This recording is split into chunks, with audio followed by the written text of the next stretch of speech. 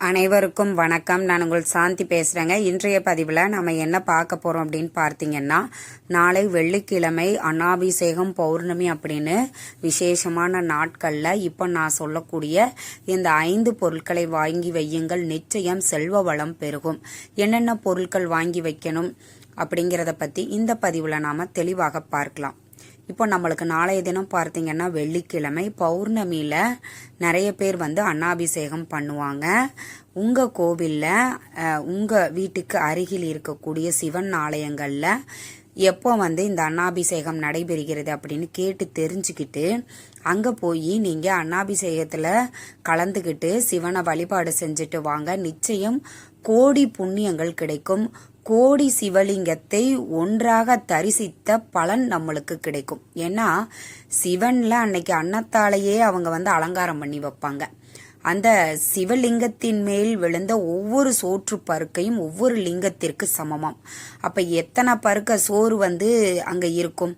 அப்ப அத்தனை கோடி லிங்கத்தையும் ஒன்றாக தரிசித்த பலன்கள் நம்மளுக்கு கிடைக்கும். கோடி லிங்கங்களை தரிசித்த புண்ணியங்கள் நம்மளுக்கு கிடைக்கும். அதனால நாளைய தினத்துல கிடைக்கக்கூடிய வாய்ப்பை தவறாம பயன்படுத்திக்கோங்க. ஏன்னா ரொம்ப ரொம்ப விசேஷமானது. அதே மாதிரி பார்த்தீங்க அப்படின்னா நம்மளுக்கு நாளைய தினம் வெள்ளிக்கிழமை பௌர்ணமி அன்னாபிஷேகம் இந்த மாதிரி விசேஷமான நாட்கள்ல நம்மளுடைய பதிவை தொடர்ந்து பார்த்துக்கிட்டு வர்றவங்களுக்கு தெரியும். பார்த்தீங்கன்னா இது மாதிரி சேர்க்கை வரக்கூடிய நாளில் விசேஷமாக அந்த நாளுக்குரிய அந்த தெய்வங்களுக்குரிய பொருட்களை வாங்குவதன் மூலமாக நம்ம வீட்டில் செல்வ வளம் அதிகரிக்கும். அதுபோல நாளைய நாளில் வரக்கூடிய விசேஷங்களுக்கு உண்டான என்னென்ன பொருட்களை நம்ம வாங்கணும் அப்படிங்கிறத பற்றி தான் இந்த பதிவில் நான் தெளிவாக சொல்ல போகிறேன். இப்போ பார்த்தீங்கன்னா நம்மளுக்கு அன்றைய தினம் வாங்கக்கூடிய பொருட்கள் என்னென்ன அப்படின்னு பார்த்தீங்கன்னா, வெள்ளிக்கிழமை அம்பாளுக்குரிய நாள், அன்றைய தினம் சிவனுக்குரிய நாளும் கூட. ஏன்னா பௌர்ணமி தன்னுடைய சந்திர பகவானினுடைய 3ஆம் பிறையத்தான் தன்னுடைய தலையில சூடியிருக்காரு சிவபெருமான். சிவபெருமானுக்கும் இந்த பௌர்ணமி நாள்ல ரொம்ப விசேஷம். ஏன்னா பௌர்ணமியில திருவண்ணாமலையில கிரிவலம் ஆயிரக்கணக்கானோர் போய்கிட்டு இருப்பாங்க. அந்த வகையில நம்மளுக்கு இந்த பௌர்ணமியில அன்னாபிஷேகம் செய்வது மிக மிக விசேஷமானது. அதனால இந்த நாள்ல முதல்ல நம்ம வாங்கக்கூடியது பச்சரிசி. உங்க வீட்டில் ஏற்கனவே எங்கள் வீட்டில் இருக்குது அப்படின்னா கூட நாளைய தினத்தில் ஒரு 1/2 கிலோவாவது பச்சரிசி வாங்குங்க. இது மகாலட்சுமிக்கும் உகந்த ஒரு பொருள். அதனால கண்டிப்பாக நாளைய தினம் ஒரு 1/2 கிலோவாவது பச்சரிசி வாங்குவது அப்படிங்கிறது மகாலட்சுமியினுடைய அருளும் சிவபெருமானினுடைய அருளும் உங்களுக்கு ஒரு சேர கிடைக்கும். அதனால கண்டிப்பாக நாளைய தினத்தில் இந்த பச்சரிசி வாங்கிக்கோங்க. 2வது கற்கண்டு நீங்கள் கற்கண்டா வாங்கலாம், நாட்டு சக்கரை வாங்கலாம், வெல்லம் வாங்கலாம். எது உங்களுக்கு அதாவது ஸ்வீட் வாங்கணும் நாளைய தினம், அது எதுவாக இருந்தாலும் பரவாயில்ல. வெல்லம் தான் வாங்கணும், கற்கண்டு தான் வாங்கணும் அப்படிங்கிற கட்டாயம் கிடையாது. இதில் எது வேணாலும் நீங்கள் நாளைய தினத்தில் வாங்கிக்கலாம். அடுத்தது 3வதாக நம்ம பார்க்கக்கூடிய பொருள் பசு நெய்.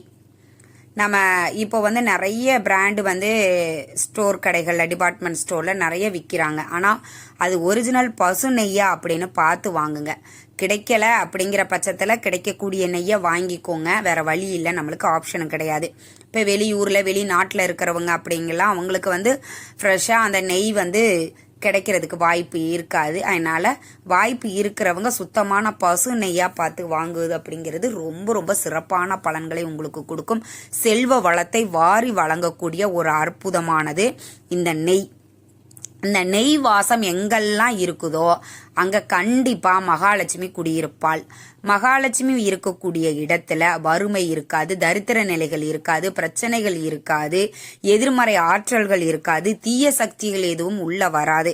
அதனால நான் நிறைய பதிவுல நான் சொல்லியிருக்கிறேன், நெய் தீபம் ஏத்துங்க. முடிஞ்ச வரைக்கும் ஒரு தீபமாவது நெய் தீபம் ஏத்திட்டு மீதி இருக்கக்கூடிய விளக்குல கூட நீங்க நல்லெண்ணெய் பயன்படுத்திக்கலாம். ஏன்னா இந்த நெய் மகாலட்சுமிக்கு உகந்த பொருள். அதனால இந்த நெய்யை நம்ம எந்த அளவுக்கு பயன்படுத்துகிறோமோ அந்த அளவுக்கு நம்மளுக்கு பார்த்தீங்கன்னா செல்வ வளம் பெருகும், வருமானம் அதிகரிக்கும் அப்படின்னு சொல்லப்பட்டிருக்கு.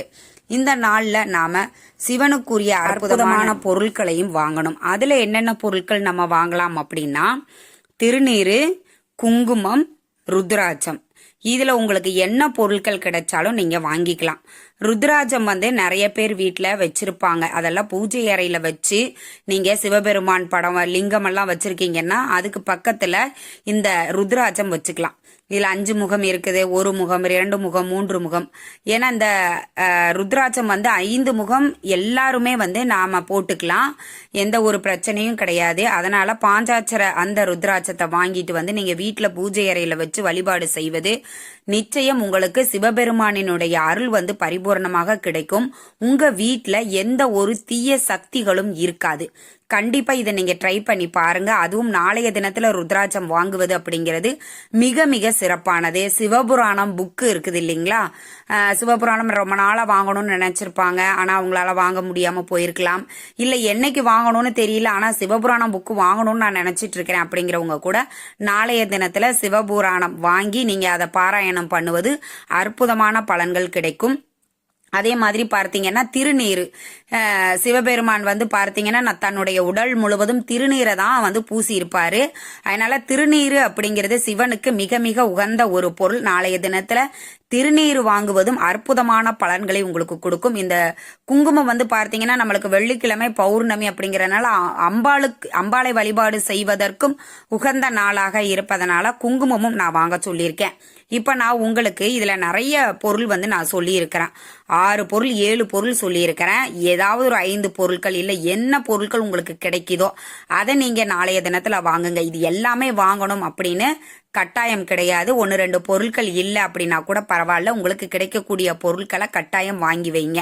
நிச்சயம் உங்களுக்கு அற்புதமான பலன் கிடைக்கும். அதுலேயும் ருத்ராட்சம், சிவபுராணம், திருநீர், பச்சரிசி, பசுனை இதெல்லாம் ரொம்ப விசேஷமானது. கண்டிப்பா இதுல நான் சொல்லியிருக்க பொருட்கள் எல்லாமே மிக மிக அற்புதமான பொருட்கள். அனைத்துமே மகாலட்சுமிக்கும் சிவபெருமானுக்கும் உகந்த பொருட்களாக நான் சொல்லியிருக்கேன். இந்த பொருட்களை வாங்கி வச்சு நாளைய தினம் சிவனை வழிபாடு செய்யும் பொழுது நம்மளுக்கு கோடி புண்ணியங்கள் கிடைக்கும். கோடி செல்வங்கள் தேடி வரக்கூடிய அற்புதமான நாள் நாளைய நாள். அன்னாபிஷேகம் எங்கெங்க சிவன் கோவில் இருக்குதோ அங்கு எல்லாமே நடக்கும். நம்ம வீட்டுல சிவனை இந்த அன்னாபிஷேக வழிபாடு எப்படி செய்யணுங்கிற பதிவும் நான் தனியா கொடுத்துருக்கிறேன். அதையும் நீங்க போய் செக் பண்ணி பாருங்க.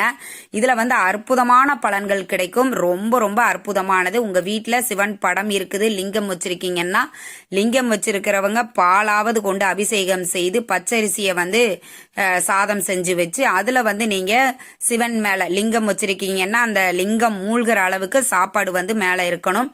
படம் வச்சிருக்கீங்கன்னா வாழை இலையில பச்சரிசி சாதம் வச்சு காய்கறிகள் பலகாரங்கள் வச்சு நீங்க தாராளமாக வழிபாடு செய்யலாம். அற்புதமான பலன்கள் உங்களுக்கு காத்துக்கிட்டு இருக்குதுங்க. நாளைய தினம் எக்காரணத்தை கொண்டும் யாருமே தவற விடாதீங்க. வாய்ப்பு இருக்கிறவங்க அனைவருமே நாளைய தினம் இந்த கிடைக்கக்கூடிய வாய்ப்பை நம்ம சரியா பயன்படுத்திக்கணும். ஏன்னா வருடத்திற்கு ஒரு முறையே வரக்கூடிய ஒரு அரிய வாய்ப்பு. சிவனை நாம வழிபாடு செய்வதற்கு கட்டாயம் யாரும் தவற விட்டுறாதீங்க. இந்த தகவல் உங்களுக்கு ரொம்பவுமே பயனுள்ளதாக இருந்திருக்கும்னு நினைக்கிறேன்.